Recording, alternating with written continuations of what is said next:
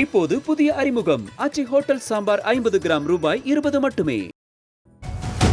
மத்திய அரசின் பொதுத்துறை நிறுவனமான ONGC என்று அழைக்கப்படும் பெட்ரோலியம் மற்றும் இயற்கை எரிவாயு நிறுவனம் ராமநாதபுரம் மாவட்டத்தில் 3 இடங்களில் சுரங்கங்களை அமைத்துள்ளது. அரசு புறம்போக்கு நிலத்தில் அமைக்கப்பட்டுள்ள இந்த சுரங்கங்களுக்கு ONGC நிறுவனம் வாடகை செலுத்த வேண்டும் என்ற நிலையில் சுமார் 2 கோடி ரூபாய் அளவிற்கு பாக்கி வைத்திருப்பது தெரிய வந்திருக்கிறது. கடந்த 2017-2018 ஆண்டிற்கான முடக்கு வரி 58,24,000 ரூபாய் மற்றும் அதற்குரிய வட்டி தொகையான 9,23,000 என மொத்தமாக 67 லட்சம் ரூபாய் அளவிற்கு செலுத்த வேண்டும் என குறிப்பிடப்பட்டுள்ளது. முடக்கு வரி என்பது கனிம வள நிறுவனங்கள் அரசுக்கு அளிக்கும் குறைந்தபட்ச வாடகை என்ற நிலையில் முடக்கு வரியை தாமதமாக செலுத்தினால் அபராதம் போல வட்டி தொகை செலுத்த வேண்டும் என கூறப்படுகிறது. அப்படி 2017-18 ஆண்டுக்கு மட்டும் மொத்தம் 67 லட்சம் ரூபாய்க்கு மேல் பாக்கி வைத்திருந்த ONGC முடக்கு வரி 58 லட்சத்தை மட்டும் செலுத்திவிட்டு அபராத தொகையை செலுத்தாமலேயே விட்டிருக்கிறது.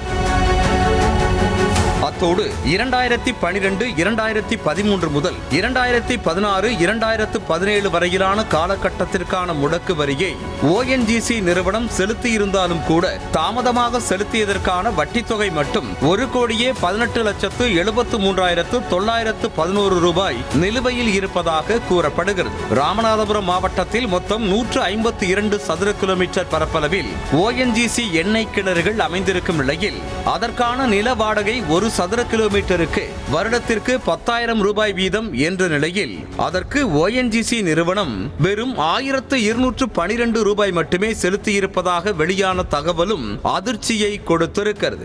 அதன்படி ஓராண்டுக்கான நில வாடகை பாக்கி 15,18,788 ரூபாய் என்ற நிலையில் 5 ஆண்டுக்கு மொத்தமாக 75,93,940 ரூபாய் செலுத்த வேண்டும். இந்த தொகையையும் பாக்கி வைத்திருக்கிறது ONGC நிறுவனம்.